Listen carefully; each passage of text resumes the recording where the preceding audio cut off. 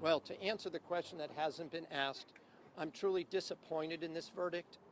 I don't believe that this was the correct verdict. I'm not going to criticize this jury that sat through 6-7 weeks of evidence and reached their determination. I just happen to disagree with their determination. To answer another question that hasn't been asked, Michelle is devastated. Her daughter has been informed. Her daughter was not here. Her whole family is devastated. I heard some of what they said. I've been doing this a long time, and it's not like I'm cynical or hard-boiled about this, but I truly just don't see how the jury could have reached this verdict. We intend to first file post-trial motions. One of them is going to be for a judgment of acquittal notwithstanding the verdict, and there will be many, many issues we'll present even before sentencing. We will also be preparing for sentencing. There's a lot of support. Michelle has a lot of support, and people will be submitting letters, and we'll be preparing for a May 31st court date. So if people have questions, I'll answer a few, although I don't really feel like it. Tom, I forget, did you say you will be appealing? Well, the first step is to file post-trial motions for new trial, where I list any number of reasons why the trial itself was not fair. Some of the issues predate the actual trial, going back to the hearings that took place in the fall, some of the rulings that go back a couple of years.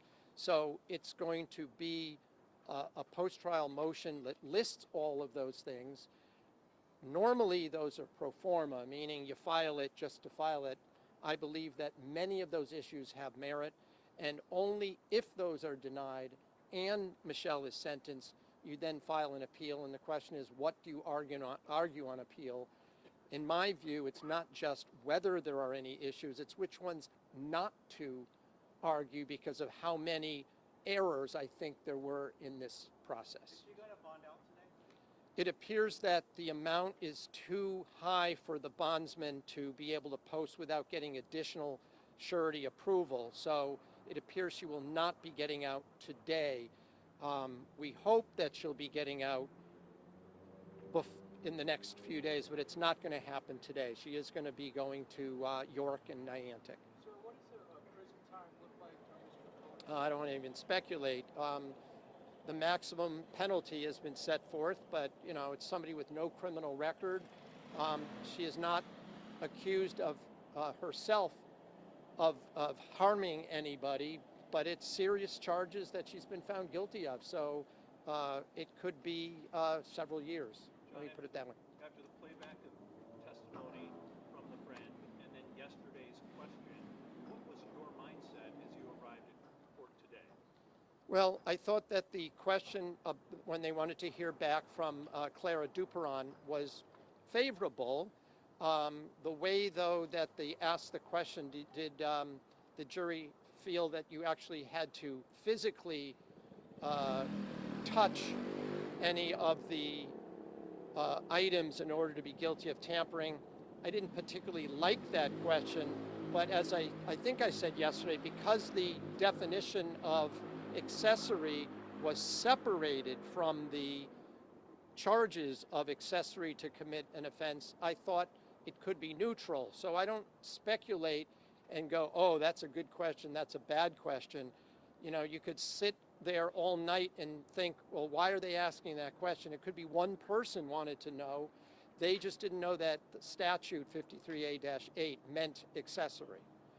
The only other thing that if I can, I have a wider audience here, is that people, in my view, should never sit down with the police for interrogation. They should never do it, because people forget it's not just things that are bad that can be used against you, it's anything can be used against you, and that's what I feel was done here.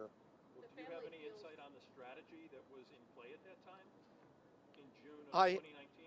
I have no insight as to why any lawyer, without either an immunity agreement or a proffer agreement would walk their client into a police interrogation without knowing very much about the offense. Now, that's me.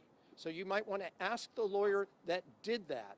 At least we know one other lawyer that for Mr. Gumieni got an immunity agreement in order to have his client cooperate. That is the strategy that would have been the more appropriate, in my view, again, reasonable action for a lawyer to take. But you're going to have to ask that attorney why he did what he did. In my view, the entire case, and even as closing argument set forth, was based on what she said to the police during these hours and hours of interrogation. And I guess the jury did not accept the fact that people are not fluent in English, or who are tired, who are badgered, are told lies, and then asked to, now what do you think? Now are you willing to admit that you didn't act truthfully before? You know, you can draw negative adverse inferences from that. Just in my view, it shouldn't be enough to find someone guilty. But again, that's my view. The family is adamant that this was not a fair trial. What do you think?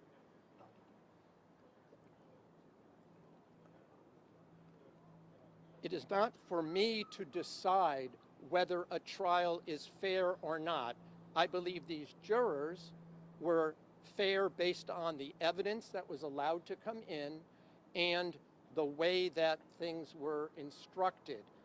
My issue will be whether or not the rulings that allowed in certain evidence, that allowed in hearsay, in my view, were incorrect, and therefore there was a due process violation and errors that would entitle Michelle to a new trial.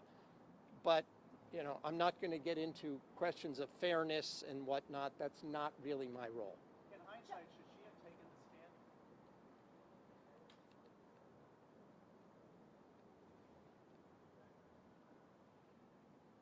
You know, in hindsight, as I argued in my closing argument, hindsight can be 20/20, right? I don't know if it would have mattered. The jury got to hear an unbelievable number of hours of unfettered interrogation. She answered questions till they had no more questions. Some of those questions, in fact, were posed by her lawyer in those recorded interrogations. So whether or not she needed to say anything, what could she say that she had not said during those interrogations? They would have just asked her, well, you said this on this date and this on that date. She answered every one of their questions. My view, she shouldn't have said anything. But that's what I look for in hindsight. I did not represent Michelle at that point. But we'll go forward. We're going to challenge whether or not the trial had errors that should be reconsidered, and if not reconsidered in this court, then we'll go to the appellate or Supreme Court. Thank you. Is the contempt hearing still on for Tuesday? I'm not, Bob, you're going to have to talk to Attorney Frost, who represents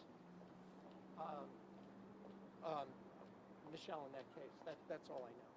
I'm not going to be here on that day. Thanks, John.